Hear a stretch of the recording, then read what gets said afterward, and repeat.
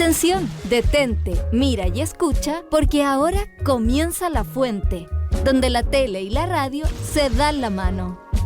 Chile TV y Radio Universidad de Chile te dan la bienvenida a nuestra fuente burbujeante de información diferente.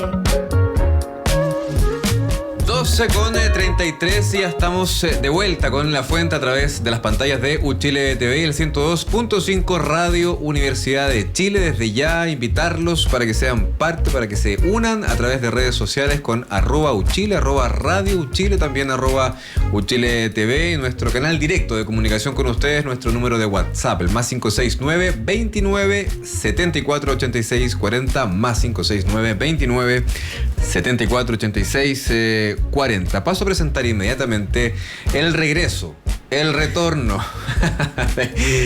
Una nueva compañera llegó acá a la radio a acompañarnos en La Fuente. No, ustedes la conocen, la queremos mucho, es parte de La Fuente. Con ustedes, señoras y señores, Montserrat Lorca. Monse, ¿cómo estás? Bienvenida. Muchas gracias, querido Diego. Gracias a todo el equipo. Efectivamente, llego con muchas ganas de retornar a este espacio tan querido para mí, una radio con sentido público, un espacio tan fundamental para las comunicaciones en nuestro país y en el mundo, por cierto. Y va a ser un muy buen año. Obvio que sí. Vamos a recordarle a la gente, ¿te parece? Recordemos. Sobre los libros que estamos sorteando el día de hoy. Parto yo. Sí, Somos Trabajadoras, Servicio Doméstico y los Derechos del Trabajo en Chile del siglo XX, de Elizabeth Quay Hutchison. Espero haberlo dicho bien, el apellido, de Editorial LOM. Es el primer libro que vamos a sortear. Monse tiene el siguiente. Así es. Hoy, bueno, y en unos minutos vamos a presentar a nuestro entrevistado, a Gabriel Lane, quien hoy nos acompaña para que conversemos un poco más de Santiago Poems. Ahí lo pueden ver en pantalla. Este es un libro que cuenta con la traducción de Drago Yurak, epílogo de Arlene Scully y la edición de Gabriel Lane, que hoy nos acompaña. Les cuento un poco. Apenas un mes después del golpe de Estado de 1973, el poeta estadounidense James Scully llegó a Chile junto a su familia gracias a una beca Guggenheim, lo que iba a ser un viaje para documentar la efervescencia cultural de la Unidad Popular se transformó en una experiencia límite. El toque de queda, las desapariciones, los asesinatos y la represión marcaron su estadía. +569 29 74 86 40 y podrá estar participando por el sorteo de ambos libros. Solo su nombre, su apellido y ya está dentro de la ruleta. Ya lo dijiste todo, Monse, solo me remito a presentar a nuestro siguiente invitado. Él es Gabriel Lane, es licenciado en Lengua y Literatura Hispánica de la Universidad de Chile y máster en edición de la Universidad Autónoma de Barcelona. Gabriel, bienvenido, ¿cómo estás? Muy bien, muchas gracias por la invitación, Diego, Monse, muy agradecido de estar acá. Gracias a ti. Sí, qué bueno. Gracias, Gabriel, por acompañarnos. Bueno, también comentar que Gabriel es editor en Agnición Ediciones, casa editorial que justamente está a cargo de esta pieza escrita, ya que a 50 años de su publicación original vuelve a Chile Santiago Poems, el libro que el poeta estadounidense James Scully escribió en plena dictadura entre 1973 y 1974 como un gesto internacional de denuncia. Hoy Editorial Agnición lo publica por primera vez en español, en una edición que incluye documentos inéditos y las esculturas de Jeff Schlanger, creadas a partir de poemas enviados clandestinamente desde Santiago. En esta ocasión conversaremos con Gabriel y primero, para conversar este diálogo, cuéntanos por qué era importante publicar Santiago Poems 50 años de su primera edición. Bueno, yo creo que hay varias razones.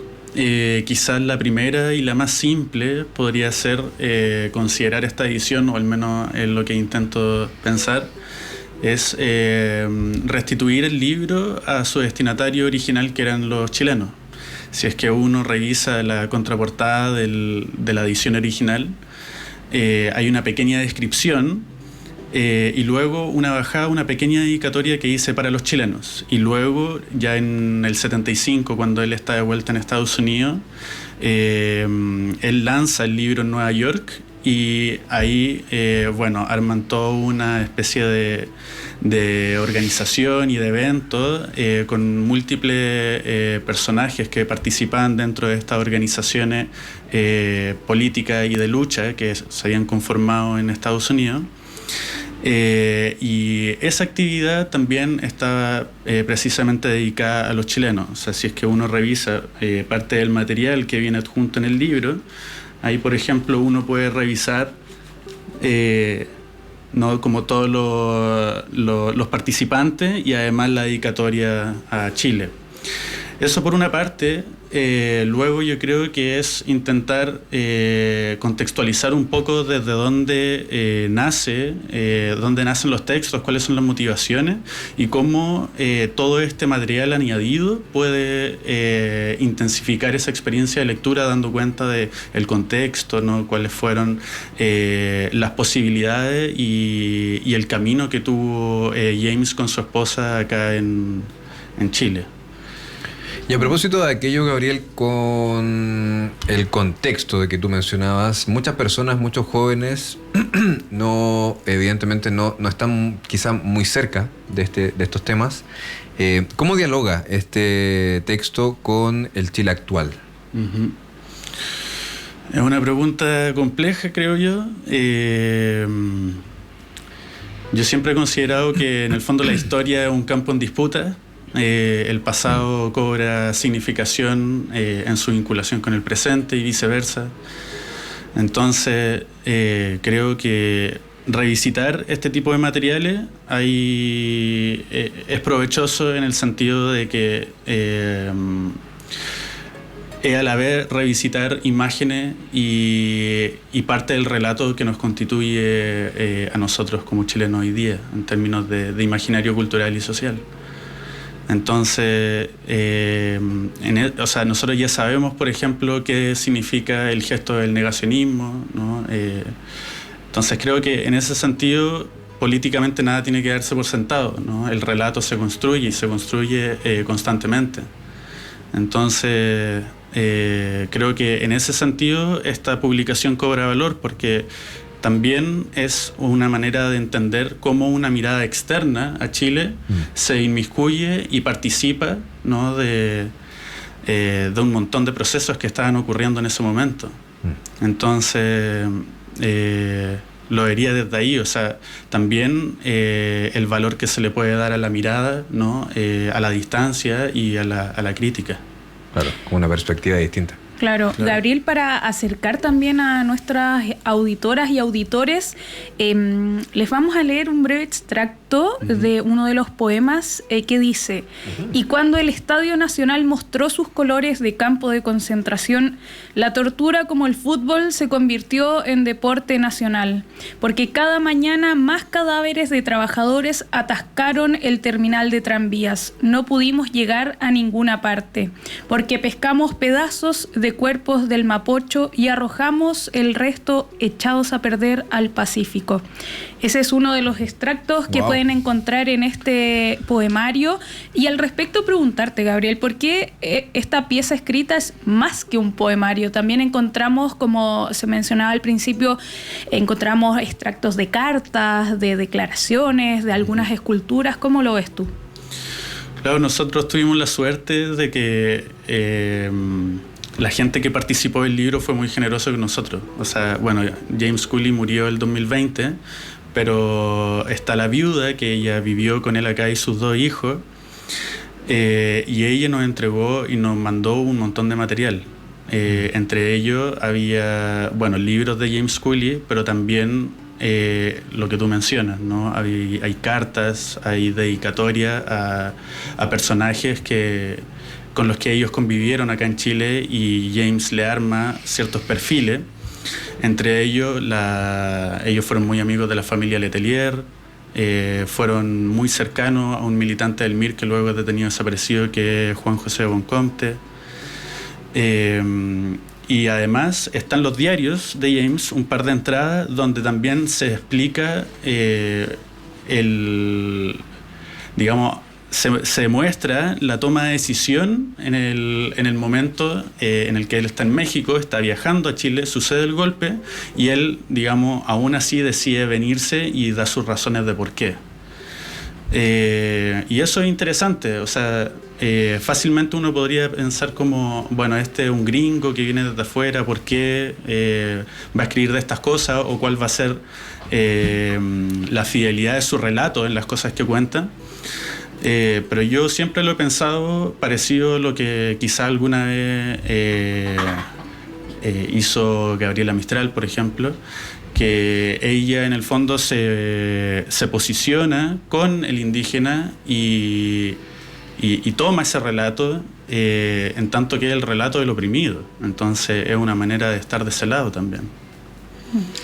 Oye, Gabriel, bueno, es un tema que nos lleva, nos invita evidentemente a la reflexión, un tema muy sensible.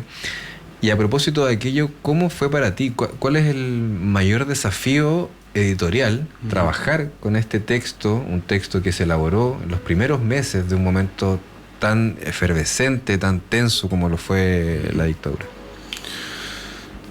Son varios los desafíos.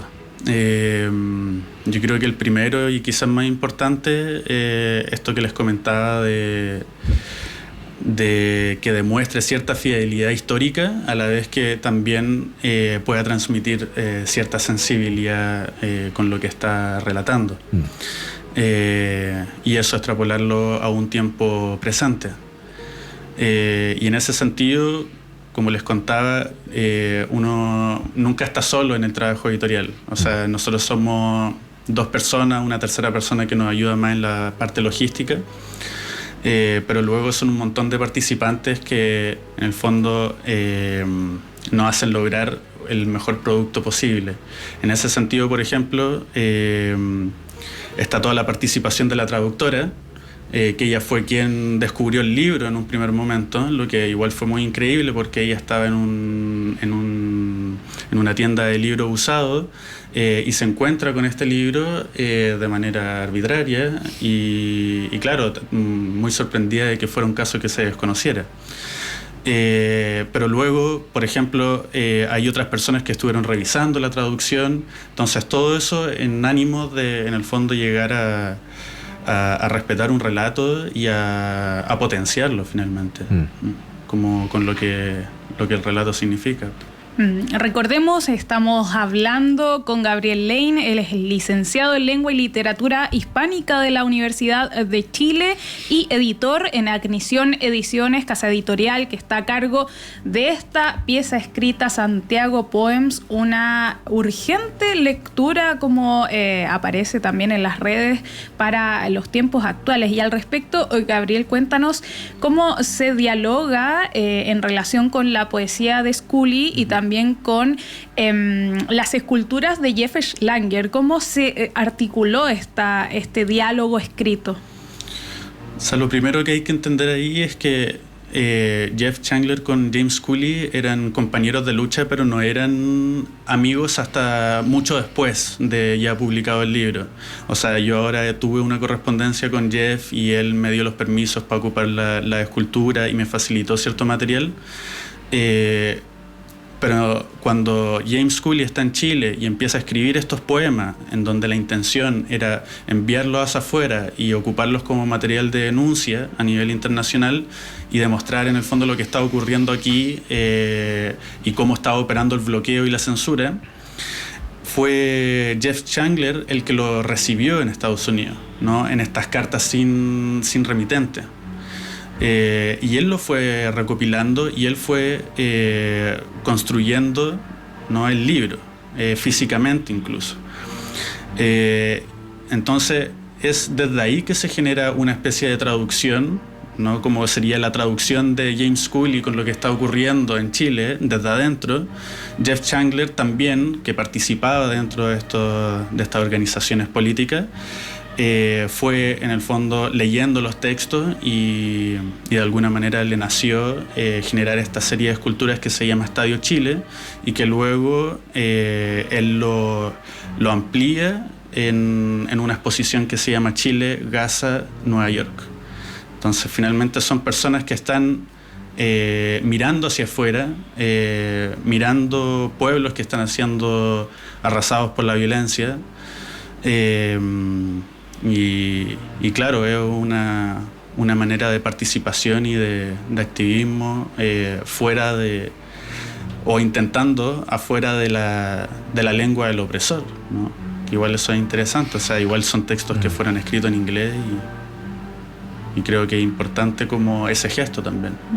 ¿Qué pasa contigo, Gabriel? Porque de alguna forma este viaje no es sencillo.